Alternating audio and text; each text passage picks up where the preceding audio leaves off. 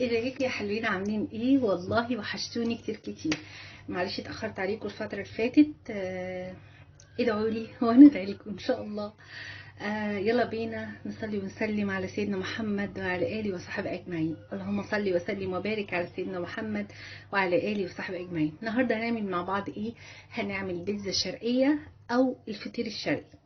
طيب، ايه بقى دي؟ هي بتتعمل ازاي؟ بصوا انا عارفين انتوا طريقه الفطير مشلتت اللي احنا عملناها. هنجيب او المقادير بتاعتي، طبعا المقادير على حسب ما انتوا عايزين. انا جبت كيلو دقيق، قسمته ل6 فطيرات. طبعا بعمل ايه؟ بروح حاطاه في العجان او على ايدي، واروح حاطه كوبايتين ميه، بس كوبايه فيها معلقتين سكر كبار وكوبايه فيها ربع معلقه ملح. ادوب السكر وادوب الملح، وبعد كده اروح ضيفاهم للكيلو دقيق وعملتهم بالعجان فلحد ما توصل العجينه انها تكون ملزقه في ايدك. هي كده تمام. واروح حطاها مقسماها وسايباها. بصوا بقى هنعمل ايه. هنفرد الفطيره. هناخد واحده واحده هنفردها بدقيق.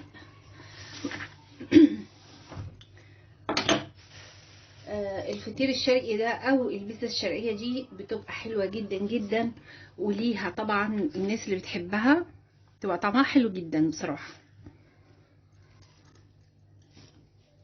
بصوا خدت جزء اهو، هروح فرداها.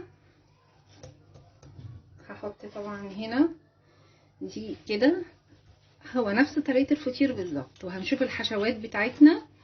طبعا الحشوات زي ما انتوا عايزين، يعني عايزين لحمه اوكي، تونه، اي حاجه. هوريكم طريقه حلوه جدا هتعملوا بيها الفطير الشرقي او البيتزا الشرقيه بطريقه حلوه وجميله، وبجد هتحبوها واحلى من بره بكتير. هنشوف مع بعض. بعد ما فردنا الفطيره كده هنروح جايبين برضو سمنه على قشطه، او يا جماعه لو عايزين تعملوها بزيت اعملوها، مفيش مشاكل خالص. بس انا بجيب لكم يعني احلى حاجه ممكن هتكون عليها ايه.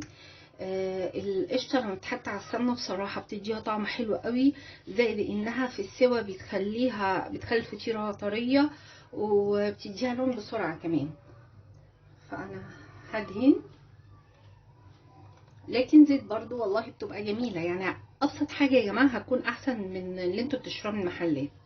على الاقل حاجات انت عارفه حاطه فيها ايه، ونوع السمنه او الزيت او القشطه او كل الحاجات دي.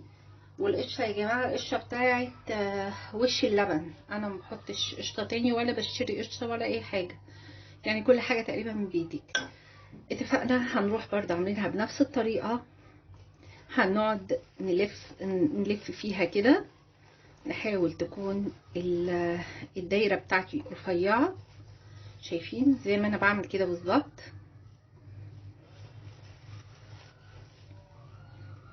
ولو لزقت منكم ما تتضايقوش، هنعينها برضو بالراحه ونبتدي نعملها والدنيا تبقى زي الفل معاكم.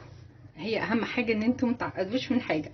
كل حاجه يا جماعه والله بتبقى جميله وحلوه طالما انت عاملاها بايديكي، هتلاقيها زي الفل. وبصي بتفرديها بالطريقه ديت كده اهو. بس هنعمل ايه بقى؟ هدهنها زيت وهحطها في الطبق لحد ما ايه اخلص كل الكميه اللي معايا، وهقول لكم هنعمل ايه تاني. انا بدهن وشها زيت وظهرها كمان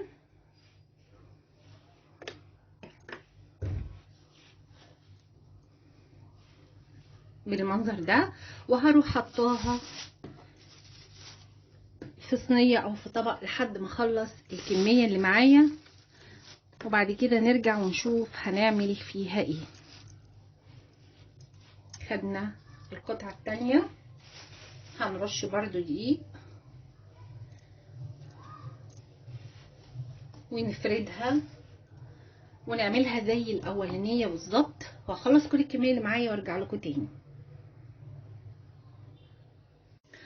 بصوا كده احنا كده خلصناها كلها. انا عندي هنا هوريكم الحشو اللي هحشيه. عندي لحمه مفرومه معصجه كنت مجهزاها. عندي هنا صلصه البيتزا، فاكرين صلصه المكرونه والبيتزا الايطاليه اللي احنا كنا عاملينها؟ هي دي الصلصه. عندي هنا مقطع طماطم مكعبات صغيره، بس انا عينت الحته، يعني انتوا بتاخدوا اللحمه بس بتاع الطماطم، لكن الحته اللي فيها ميه دي اللي في النص دي بتروحوا عينينها علشان خاطر ما تغرقلكوش الفطيره ميه. بصل مكعبات برضو، فلفل الوان مكعبات. عندي هنا جبنه رومي، وعندي جبنه موزاريلا، جبنه رومي مبشوره. انتوا طبعا اي نوع جبنه، مش عايزين تحطوا جبنه خلاص اوكي، مفيش اي داعي يعني. الحاجه اللي تريحكم والحشو اللي انتوا عايزينه هو اللي تحطوه. احنا بنعمل هنا بنفس طريقه بالظبط الفطير برضو. هنروح قاعدين نفرد فيه من جوه لبره كده.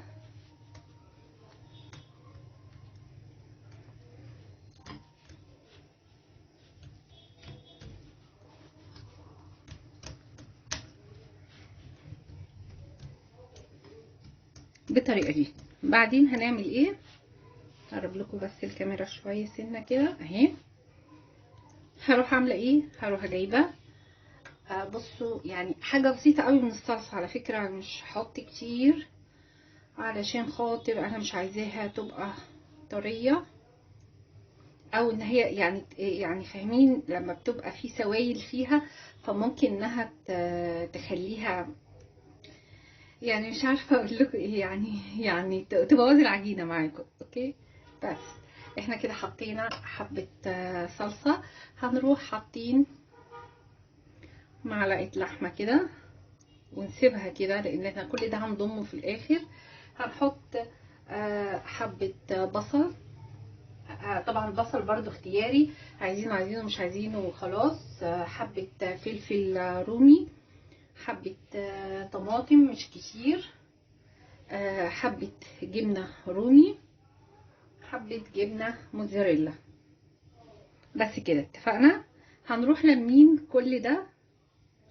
بصوا طبق دي على دي كده اهو، ونروح لمينها بالطريقة دي. بصوا كده اهو اوكي. احنا عملناها كده وقفلناها من هنا كويس. بعدين هنجيب الصينية اللي هنحطها فيها، هنحط عليها حبة زيت ندهن بيها الصينية.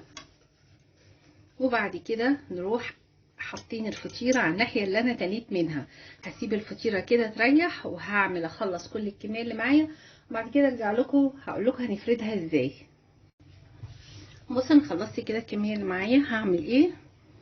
بقية الزبدة والقشطة ديت اللي معايا هروح فردة فيها الفطيرة، بس طبعا بالراحة عشان الحشو اللي انا حشياه فيها.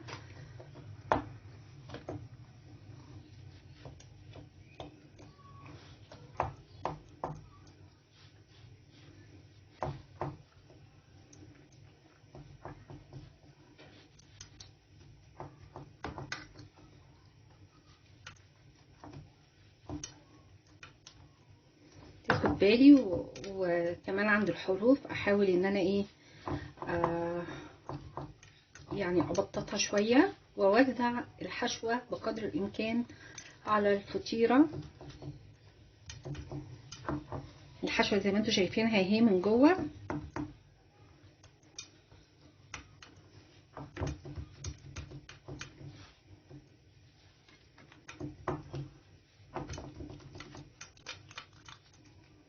بس كده.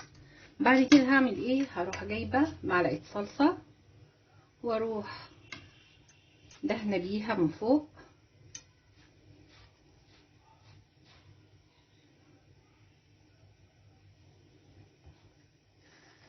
كده. وبعدين هروح حاطة